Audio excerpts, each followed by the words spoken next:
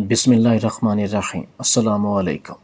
आज का ये हकीकी वाक़या पाकिस्तान के एक शहर में बसने वाले प्रोफेसर की ज़िंदगी का है। ये आपके रोंगटे खड़े कर देगा और हमारे इस मुल्क पाकिस्तान में रहने वाले लोगों की मुनाफ़क़त और हुक्मरानों से लेकर पैगंबरों वाला पेशा करने वाले प्रोफेसर्स की मुनाफ़क़त को वाज़े कर देगा। वो पेशे के लिहाज से प्रोफेसर था, मगर इसने अचानक से मुलाजमत छोड़ी और हाथों से स्वेटर बनाना शुरू कर दिए। वो स्वेटर या जर्सी बुनकर मुख्तलिफ स्कूल और कॉलेजेस में जाता और गरीब तलबा को तोहफ़ा दे आता।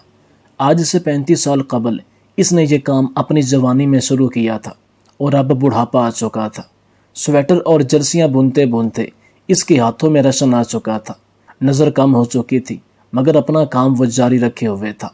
लोगों ने इसको महज इसलिए पागल करार दे दिया था कि इसने प्रोफेसर वाली मुलाजमत छोड़कर स्वेटर और जर्सियाँ बुनना शुरू कर दी थी।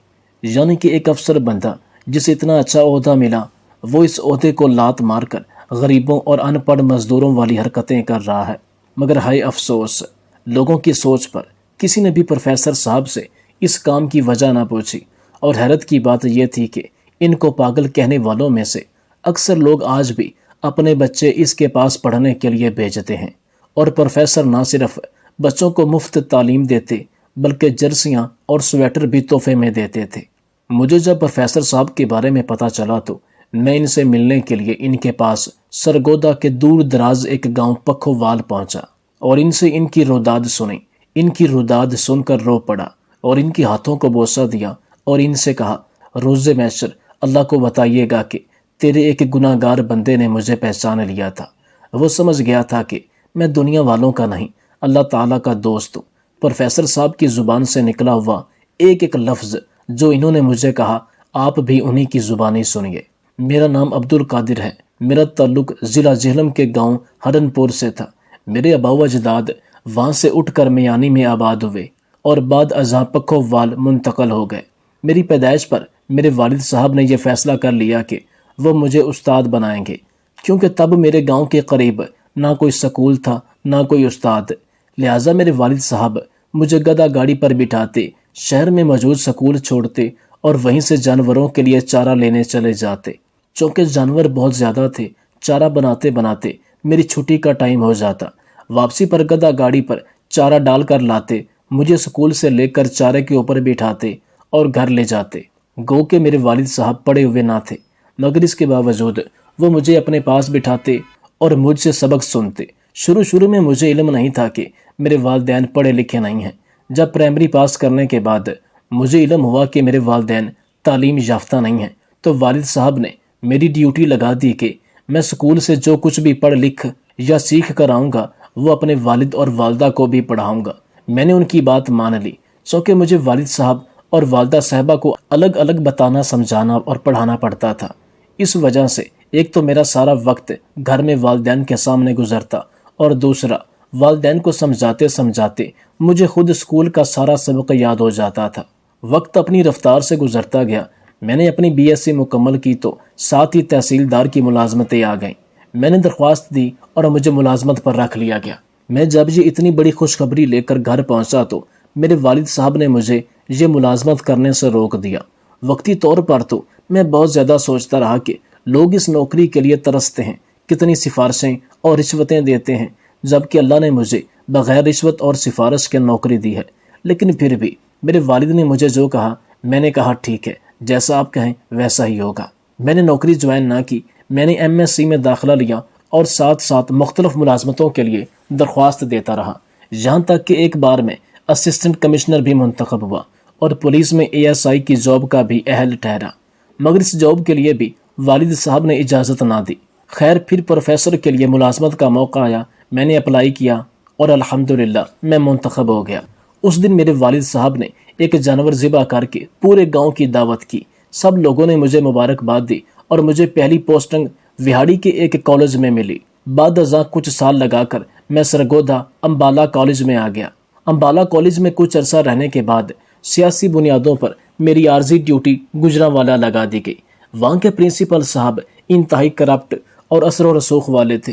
करप्शन में इस हद तक माहिर थे कि इन्होंने कॉलेज के तमाम स्टूडेंट्स को पाबंद किया हुआ था कि शूज़, किताबें, कापियाँ और यूनिफॉर्म एक मखसूस दुकान से लेने हैं और स्टूडेंट्स ये सब चीज़ें महंगी दामों खरीदने पर मजबूर थे। ये नहीं कि स्टूडेंट्स को मालूम नहीं था, स्टूडेंट्स ये जानते थे कि जहाँ से हम बुक्स और दीगर चीज़ें लेते हैं वो बाजार से महंगी देता है, लेकिन ये तमाम स्टूडेंट्स मजबूर थे क्योंकि उस दुकान की स्टैंप लगना ज़रूरी थी, वरना प्रिंसिपल साहब वो यूनिफॉर्म, शूज़, कॉपी वगैरह रिजेक्ट कर देते थे। जो बगैर यूनिफॉर्म के कॉलेज जाता उसे क्लास में ना बैठने दिया जाता। अगर 3 दिन तक यूनिफॉर्म या मुतलका चीज़ उस मखसूस दुकान से ना ली तो उसका नाम खारिज कर दिया जाता। मेरी क्लास में एक स्टूडेंट जो इंतहाई गरीब और सफ़ेद पोश घराने से था। जब मुझे इल्म हुआ कि वो आगे इसलिए नहीं पढ़ सकता कि इसके पास बुक्स खरीदने के पैसे नहीं हैं, तो मैंने उसे बुक्स खरीद कर दी। सर्दियों के मौसम में उसके पास कॉलेज यूनिफॉर्म वाली जर्सी लेने के पैसे ना थे और किसी दूसरी जर्सी को पहन के कॉलेज जाने की इजाज़त ना थी। एक बार सख्त सर्दी में वो लड़का घर में पड़ी दूसरी जर्सी पहन कर आया तो प्रिंसिपल साहब के हुक्म पर मैंने उसे क्लास से निकाल बाहर खड़ा कर दिया। मुझे मालूम नहीं था कि इसके पास जर्सी खरीदने के पैसे नहीं हैं। अगर मुझे मालूम होता तो मैं उसे जर्सी ज़रूर खरीद कर देता, लेकिन खैर जो होना था सो हो चुका। मैंने सोचा कि कल इसे जर्सी लेकर दूंगा, क्योंकि मैं ये बात अच्छी तरह जानता हूँ कि इस तरह पूरी क्लास में से किसी एक बच्चे को एक साइड पर खड़ा कर देने से उसका कॉन्फिडेंस भी लूज हो जाता है और वो अपने दीगर दोस्तों यानी दीगर तालिब इल्मों में शर्मिंदगी महसूस करता है, जिससे उसका मोराल डाउन हो जाता है। सारा दिन सख्त सर्दी में खड़ा रहने की वजह से वो बच्चा बीमार हो गया और इसी बीमारी में 1 हफ्ते के अंदर अंदर फौत हो गया। मुझे जब बच्चे की मौत की खबर मिली तो मैं बहुत परेशान हुआ और बच्चे की मौत के गम में बेअख्तियार रोने लगा। जब मौत की वजह पता चली तो मैं अपने आप को बच्चे का कातिल समझने लगा। अगले दिन मैंने प्रिंसिपल के इस हुक्म को मानने से इनकार कर दिया कि बच्चा बगैर यूनिफॉर्म के क्लास नहीं ले सकता। प्रिंसिपल साहब ने सख्ती की, बात तलख कलामी तक जा पहुंची तो मैंने गुस्से में आकर रिज़ाइन किया और मुलाजमत छोड़ दी। मैंने उन गरीब और लाचार बच्चों की मदद का सोचा। बच्चों के लिए कॉलेज यूनिफॉर्म जैसी जर्सियाँ और स्वेटर बुन बुन कर इनको देने लगा। मैं बहुत अरसा गुजरावाला में रहा मगर फिर अपने गांव मुंतकिल हो गया। यहाँ पहले टाइम और रात को सोने से पहले तक मैं स्वेटर बुनता हूँ। पिछले टाइम कॉलेज, यूनिवर्सिटी और स्कूल लेवल के बच्चों को पढ़ाता हूँ। मैंने कुर्बो जवार के स्कूल कॉलेज की यूनिफॉर्म जर्सी जैसे धागे खरीद कर रखे हुए हैं और तमाम सफ़ेद पोश घराने जिनके बच्चे पढ़ते हैं इनकी फहरिस्त मेरे पास मौजूद है। मैं हर मुमकिन कोशिश करता हूँ कि इन बच्चों को जर्सी ना खरीदना पड़े, क्योंकि मैं अकेला आदमी सिस्टम से ना लड़ सका, मगर मैंने इस करप्ट निज़ाम के साथ चलने से इनकार कर दिया। मुझे खुशी इस बात की है कि हमारे एक उस्ताद कहा करते थे कि तुम सारी ज़िंदगी अंधेरों से लड़ते लड़ते अगर उजाला ना भी ला सके तो तुम्हारा नाम जीते हुए लश्कर में रहेगा कि तुमने कोशिश की थी, तुमने अंधेरे से समझौता नहीं किया था। बिल्कुल इसी तरह मैंने इस करप्शन ज़दा गले सड़े निज़ाम में खुद को डालने से इनकार कर दिया और मुझे यकीन है कि मुझसे पढ़ कर जाने वाला कोई भी इंसान इस निज़ाम का हिस्सा नहीं बनेगा, बल्कि इस मतवाजी और हकीकी राह पर चलेगा। जब मैं मुलाजमत कर आया और स्वेटर बुनना शुरू कर दिया तो किसी ने भी मुझसे मुलाजमत छोड़ने या स्वेटर बुनने की वजह ना पूछी, बल्कि मुझे पागल कहने लगे और कुर्बो जवार के गांव में भी मशहूर कर दिया। मगर फिर भी मैं शुक्र अल्हम्दुलिल्लाह कहता हूँ कि इनका कोई बच्चा महज सर्दी की वजह से नहीं मर गया। अगर मर जाता तो इनको समझ आती कि प्रोफेसर पागल नहीं फरिश्ता सिफ्त है, क्योंकि मुझे महीने में जो भी तनख्वाह मिलती थी वो मैं खुद स्वेटर बुनने और 2 औरतें ऐसी थी जो दर्जन थी जिनसे मैं स्वेटर बुनवा कर गरीब स्टूडेंट्स की मदद करता था।